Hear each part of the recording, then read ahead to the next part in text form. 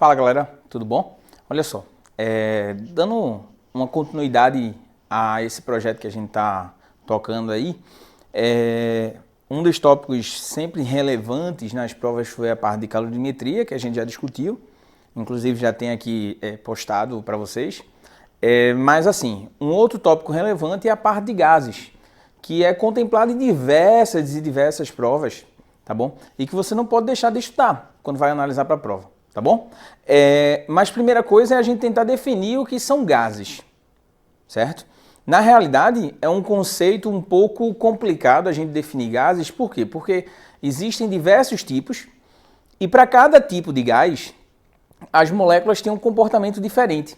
Então, até o século XVII, tá? Analisava-se o comportamento dos gases tentando descrever um modelo que contemplasse todos os gases existentes até a época, ou estudados até a época. Mas observava-se que isso não era possível. Por quê? Porque cada gás ele tem um comportamento diferente. Cada molécula ela tem uma velocidade diferente, ela tem um movimento que vai ser um movimento diferente devido à temperatura, essas coisas. Então, não só a temperatura, mas a sua massa, tudo mais. Então, era um pouco complexo você tentar descrever um modelo que seria um modelo que iria trazer para você uma análise num contexto geral, num contexto que você conseguisse descrever todos os gases através de uma só lei. E aí, pensando nisso, é que a gente começou a tentar solucionar esse problema. E como é que foi solucionado esse problema? Na construção de um modelo de um gás ideal, certo? E é esse modelo de gás ideal que é cobrado para você nas provas, tá? Mas aí, Caio, ele é um modelo que é um modelo que pode ser aplicado? Pode. Só que aí você faz o seguinte, você analisa o modelo de gás ideal, certo? E aí, de acordo com o gás que você for fazer, você faz uma correção dessas equações, adicionando alguns fatores e analisando um pouco mais de cálculos relevantes que podem ser considerados para esse gás em análise que você está querendo ver, tá? Então, é importante você primeiro construir o modelo do gás ideal, que é o que a gente vai estar fazendo na aula de hoje, certo? A gente vai estar analisando o comportamento de um gás ideal, as funções de estado e como é que elas se relacionam, tá bom? E aí, a partir disso é que a gente começa a discutir sobre a questão dos gases em análise ou específicos de cada situação, tá bom? Então, ó, primeira coisa, a gente vai estar analisando o comportamento geral do gás, certo? Lembrando a você que o que é um gás? O gás, ele é nada mais nada menos do que um estado da matéria onde as moléculas devem possuir baixa densidade, certo? Elas possuem baixa densidade e elas devem encontrar-se acima dessa temperatura crítica. O que significa a temperatura crítica? Significa uma temperatura onde você, mesmo alterando as condições, esse gás ele não liquefaz, tá? Ele não torna ao estado líquido, tá? Lembrando a você que a gente tem um diagrama de fases, onde esse diagrama de fases eu vou encontrar todos os estados físicos da matéria. Eu tenho o estado sólido, eu tenho o estado líquido, eu tenho o estado de vapor. E aí qual é a diferença entre o vapor e o gás? É que o vapor, por mais que você altere a pressão, você alterando a pressão no gás, você aumentando a pressão desse gás, você vai fazer com que essas moléculas elas fiquem mais juntas, então elas podem liquefazer, podem voltar para o estado líquido. No ponto acima desse ponto crítico, que é quando ela entra no estado gasoso, eu posso aumentar a pressão o que for, que esse gás ele não vai liquefazer, certo? A substância ela não torna o estado líquido, certo? Eu coloquei aqui dois diagramas para vocês, tá? Aquele diagrama lá representa a maioria das substâncias e aqui é um exemplo do diagrama da água, tá? Dos estados físicos da água, tá? Que a gente chama de diagrama de fases. Qual é a outra característica? É que, além disso, as moléculas do estado gasoso, tá? Elas têm outra condição. Elas devem movimentar-se caoticamente, certo? Elas têm um movimento desordenado, tá? Em função da temperatura. Só que essas moléculas, porventura, em algumas situações, elas podem acabar colidindo uma com a outra. E essa colisão que deve ocorrer entre elas são colisões que a gente chama de colisões perfeitamente elásticas. Tanto colisões entre as moléculas, quanto as colisões entre moléculas e a parede do recipiente, por exemplo, tá? Então, o que é que vai acontecer? Essas moléculas, elas devem ter uma colisão que a gente chama de colisão perfeitamente elástica. E a colisão perfeitamente elástica, ela tem como característica principal para você que as moléculas, não há dissipação de energia. Então, na colisão entre moléculas e entre molécula e recipiente, não ocorre uma dissipação de energia. Esse é o principal legado que você vai estar analisando, tá bom? Então, ó, essa é a principal característica do estado gasoso, certo? Das moléculas no estado gasoso. Outra coisa, essas moléculas elas devem estar distantes o suficiente uma das outras para que uma não possa interagir na outra. Uma não interage com a outra. Essas moléculas acabam não interagindo entre si, por exemplo, com forças de atração, certo? Não mexendo no movimento delas, tranquilo? Então, ó, deve possuir baixa densidade. Um gás ideal, as moléculas devem possuir baixa densidade, devem encontrar-se acima da temperatura crítica, para que não liquefaçam. Terceira coisa, devem estar distantes umas das outras. E quarta coisa, a colisão entre as moléculas e entre moléculas e recipiente, elas são colisões perfeitamente elásticas, tá? Então essas colisões, por serem perfeitamente elásticas, não ocorre dissipação de energia. E aí o que é que vai acontecer? A partir disso é que eu vou ter as funções de estado. E eu vou analisar 3 funções de estado. Quais são as 3? São funções, uma delas inclusive, a gente já analisou quando a gente estava estudando temperatura. Uma dessas funções é a temperatura. Lembrando a você que o que é temperatura? Temperatura é o grau de agitação das moléculas. Se eu aumento a temperatura, as moléculas se agitam mais, então elas tenderiam a ocupar um espaço maior. Então há uma relação entre uma outra grandeza, o volume. O volume de um gás, ele vai ser o volume do recipiente que esse gás está inserido, que ele está ocupando, tá? Ah, mas Caio, eu posso imaginar que eu jogo um gás no ambiente e esse gás ele vai ficar no cantinho do ambiente e não vai estar ocupando. Existe a possibilidade? Vem, a probabilidade disso acontecer é baixíssima. Tá entendendo? O gás ele tende as moléculas ficarem o mais distantes possíveis e por elas ficarem os mais distantes possíveis, então elas vão estar ocupando todo o recipiente. Elas não vão ocupar uma região só, elas ocupam um recipiente num contexto geral, num todo. Tá? Só que é o seguinte, porventura essas moléculas vão colidir uma com as outras e vão colidir com a parede do recipiente também. Então elas exercem, no caso surge a terceira função de estado, que essa terceira função de estado vai ser quem? Vai ser a pressão. Então, ó, a pressão ela é o quê? A pressão é a colisão entre as moléculas, certo? Que elas aplicam uma força em uma determinada área. Pressão é estabelecida como força em função da área, tá? Então quais são as 3 funções de estado que a gente tem? Pressão, volume e temperatura. E há uma relação entre essas 3. Só que eu vou fazer o seguinte, eu vou analisar 2 a 2. Eu vou observar 3 transformações, certo? Transformação com pressão constante, transformação com volume constante e transformação com temperatura constante, tá bom? Vamos para a primeira transformação. Ó, tem aí as 3 funções, pressão, volume e temperatura. As 3 transformações, a primeira delas, transformação de Robert Boyle e Edmund Mariotti. Ah, mas calma aí, aqui eu apresento a vocês Boyle, mas o que é que Boyle ele trazia? Ele trazia o seguinte, ele montou o experimento da seguinte forma. Ele pegou um tubo capilar em forma de U, certo? E nessa ponta do tubo, ele colocou um gás, certo? Colocou o gás no tubo e em seguida ele inseriu mercúrio, que é um líquido metálico, tá? E aí o que é que ele fez? Ele foi comprimindo essa coluna de mercúrio aqui, ó, gradativamente, de maneira que aqui o gás ia sendo comprimido. Só que ele observava que existia uma relação. Que relação? À medida que ele ia comprimindo o mercúrio, o volume ele ia diminuindo, tá? O volume diminuindo, as moléculas ficavam mais próximas. Então ele disse o seguinte, ó, Se eu diminuo o volume, a pressão no interior ela tende a aumentar. Por quê? Porque as moléculas não vão sair, não podem sair.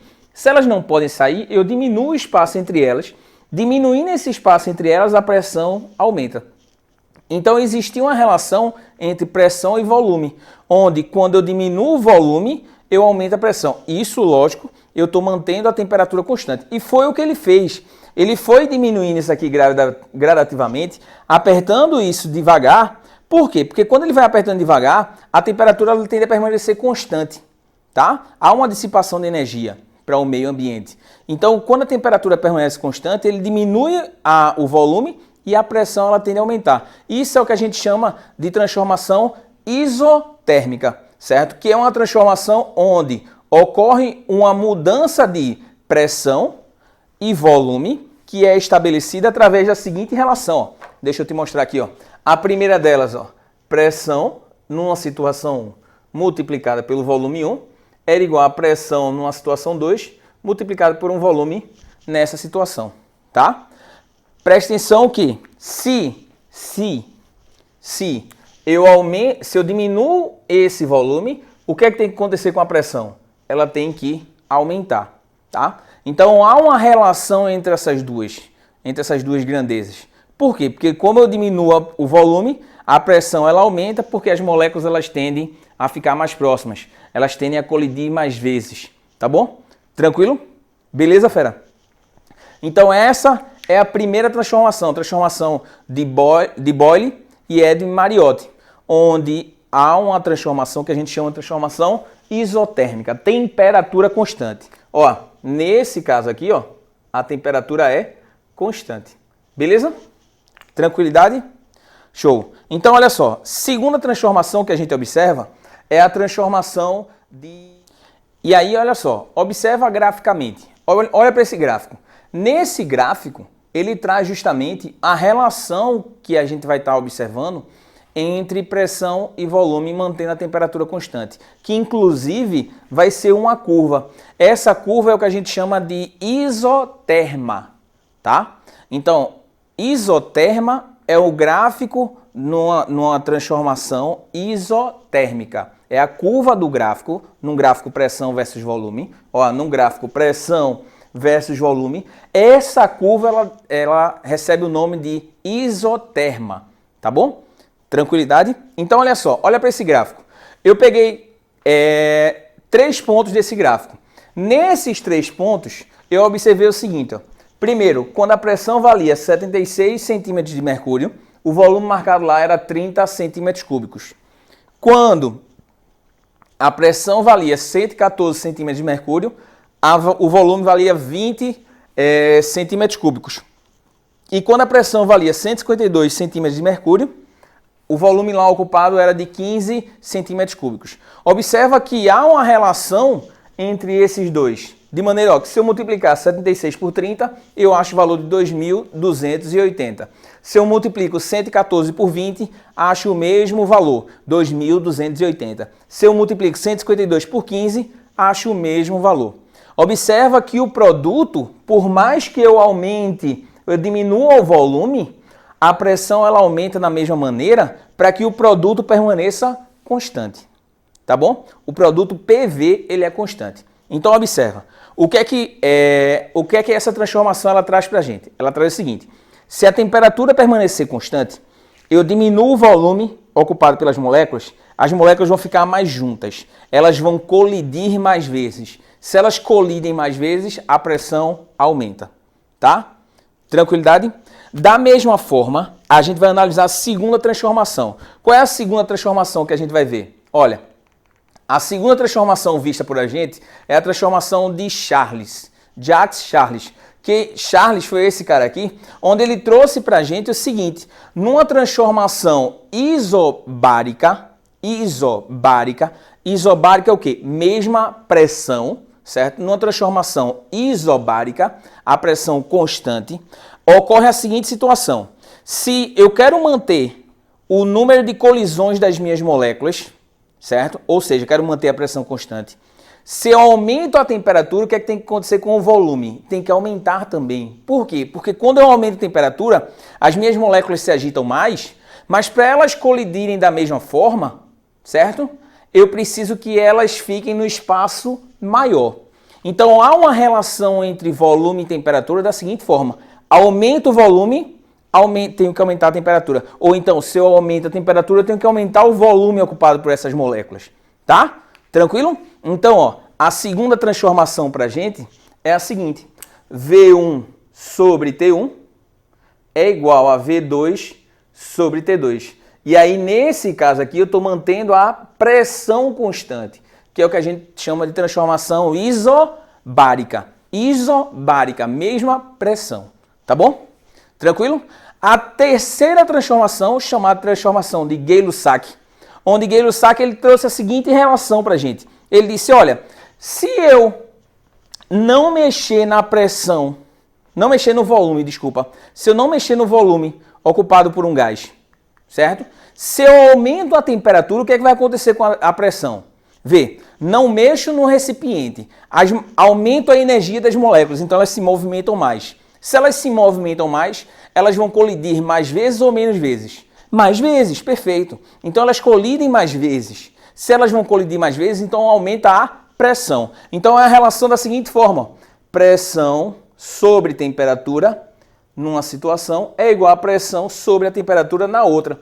Nesse caso aqui, eu mantive o volume constante, que é o que a gente chama de transformação isovolumétrica, isométrica, isocórica. Tanto faz, qualquer um desses três tipos, desses três nomes, tá? Vai estar representando a transformação onde o volume é constante.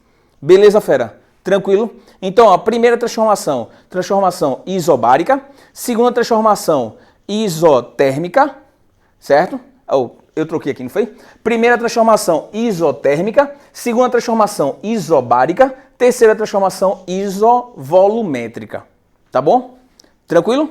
Então, ó, transformação isotérmica, temperatura constante, não aparece. Transformação isobárica, pressão constante, não aparece. Transformação isovolumétrica, volume constante, não aparece. Tranquilo? Certo? Beleza? Show. Então, ó, como é que eu vou relacionar? Eu posso relacionar essas três transformações juntando elas no que a gente chama de lei geral dos gases. Como é essa lei geral dos gases? É uma forma que eu vou relacionar todas essas três leis, certo? Todas essas três transformações, escrevendo assim, ó, pressão 1 multiplicado por volume 1 sobre a temperatura 1 vai ser igual a pressão 2 multiplicado pelo volume 2 sobre a temperatura 2. Tranquilo? Beleza? Então observa que nesse caso aí, eu estou relacionando pressão, volume e temperatura. E essa relação mostra como esses fatores eles vão estar se conectando. Beleza, fera? Tranquilo? Molezinha? Daqui a pouquinho eu volto para a gente fazer exercício, tá? Abraço!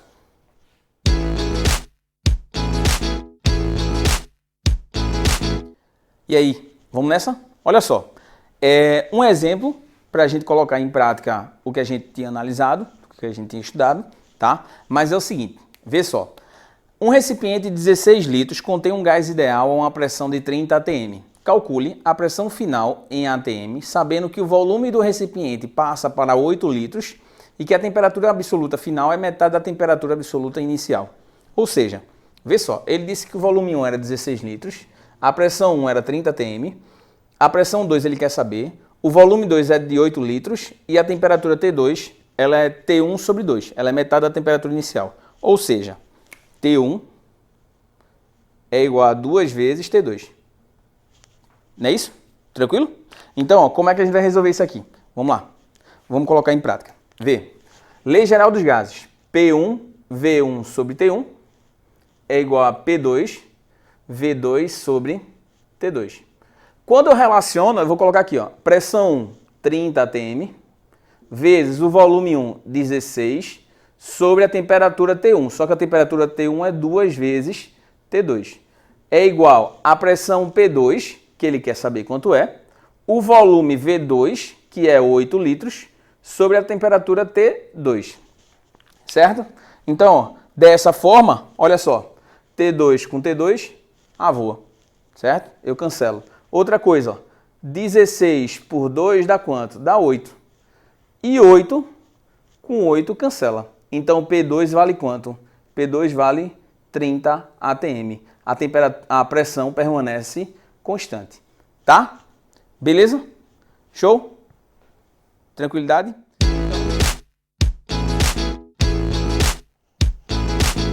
E aí, galera, olha só, vamos para a segunda questão?